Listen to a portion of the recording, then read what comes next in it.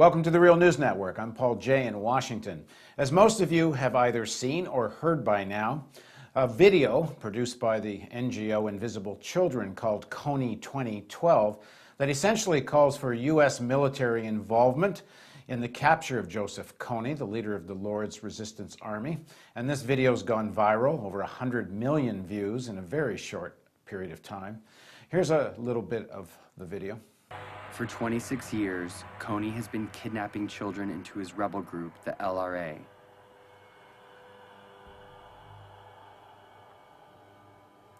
Turning the girls into sex slaves. And the boys into child soldiers. He makes them mutilate people's faces. And he forces them to kill their own parents. Now joining us to discuss the video and the situation in the Congo and Uganda is Kambale Musevuli. He's a human rights activist, originally from the Democratic Republic of Congo. He's now in Washington most of the time. He's the student coordinator and national spokesman of Friends of the Congo. Thanks very much for joining us again. Thank you, Paul, for having me back. So what's your basic reaction to the video, and we'll play a little bit more of it in a second.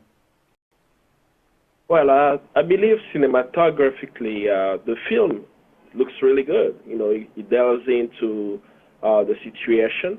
It has some factual inaccuracies and exaggeration as well. Unfortunately, what I really want people to focus on is what the video called for. It calls for a direct military intervention by the United States, looking at the U.S. Army as a force of good in the world. You know, whenever we hear U.S. military intervention, we know what that means. Okay, well, but before we discuss this, let's play a little more of the video where they make that call. In order for Kony to be arrested this year, the Ugandan military has to find him. In order to find him, they need the technology and training to track him in the vast jungle. That's where the American advisors come in. But in order for the American advisors to be there, the US government has to deploy them. They've done that, but if the government doesn't believe the people care about arresting Kony, the mission will be canceled. In order for the people to care, they have to know, and they will only know if Kony's name is everywhere.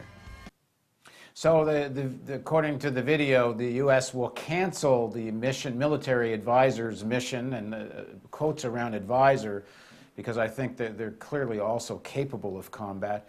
But the video gives this suggestion that only U.S. public opinion or world public opinion will keep the U.S. military there, who are there only for humanitarian reasons. So what do you make of that?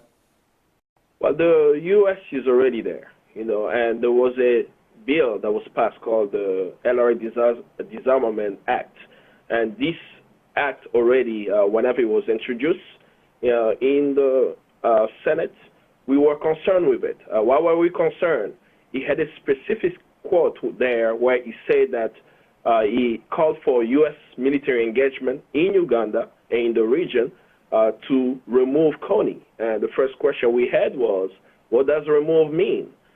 And it meant literally extrajudicial killings in our reading of it. And it seems as advocates, peace advocates, were calling for U.S. military intervention, which we disagreed on. I mean, here's the context. Kony is a very evil man. You know, he has kidnapped thousands of children. He has killed thousands of people. He continues to wreak havoc in the region. But the people in the region have start rebuilding their lives. So in the case of Uganda, Kony is not in Uganda. He hasn't been there since 2006. So he's been operating more so in Congo, Sudan, and as well as Central Africa. Two, there are religious leaders within that area who have met numerous times and have insisted that the solution to this crisis is negotiation. They are calling us to go back to the Juba peace negotiation to deal with the situation.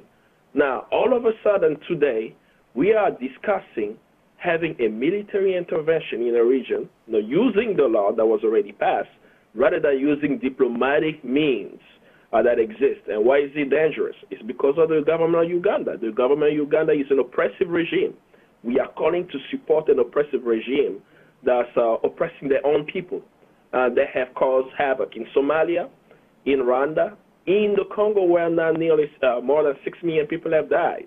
And Uganda is a U.S. ally, as an always. Yeah, I think maybe the most important piece of context that's missing in all the media and hype around this video is this fact: 6 million people have died in the Congo, and the Ugandan regime is partly responsible for this, and the Americans have been backing the Ugandans in all of this.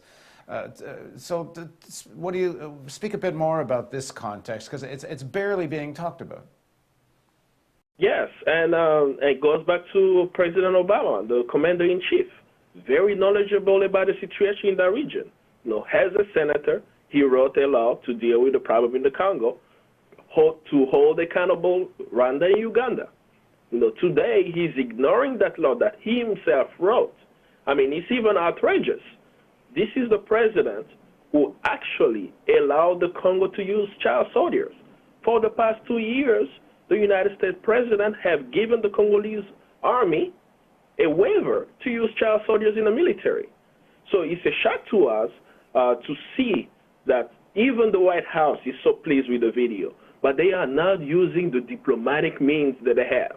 That the people of the region say we need diplomatic solution, and he has one on the table to hold perpetrators of this situation, of this crisis, in a while. And not just to bring back, we now have 2 films. One, Kony 2012, speaking about military intervention, and 2, Crisis in the Congo, speaking about diplomatic engagement in holding Rwanda and Uganda accountable for the death of 6 million. So the dangerous thing, especially in this day and age, is whenever I remember Hillary Clinton, whenever she had her nomination speech as Secretary of State, she spoke about smart power, explaining how we used to have hard power and soft power, and with smart power is the use of social media, how the U.S. government could use efficiently Twitter and Facebook as a means to advance U.S. foreign policy. We're seeing it very well. Today, using social media, we have 13-year-old Americans calling for U.S. military intervention in Africa. And I guess the other piece of context that's not being talked about in all of this is the fabulous wealth that's at stake here. This is not just about whether to be humanitarian or not. First, the mineral wealth of Congo, oil in Uganda, there's an enormous amount at stake here. And the oil is also in the Congo. So if you look at the oil that's being extracted in Uganda, it's being extracted at Lake Albert and Lake Edward, which borders the Congo. So the oil blocks is all the way inside of the Congo as well. We can look at companies such as Tullow Oil that's extracting oil there. Now we have Soko Oil, who just finally got the oil block, and they're doing exploration in the Albertine Rift to get it now. Many people do not know there are multinationals operating in these areas. It's very concerning. And anytime we hear U.S. military coming, it's specifically AFRICOM, is that we know they are there for 2 things. One, secure oil resources that's on the continent, knowing that Africa right now has surpassed the Middle East in giving the U.S. oil. And the second is really to counter China's presence. But in all of this, the challenge is Africans are the ones suffering for these solutions. Africans did not call for U.S. military intervention to deal with Kony.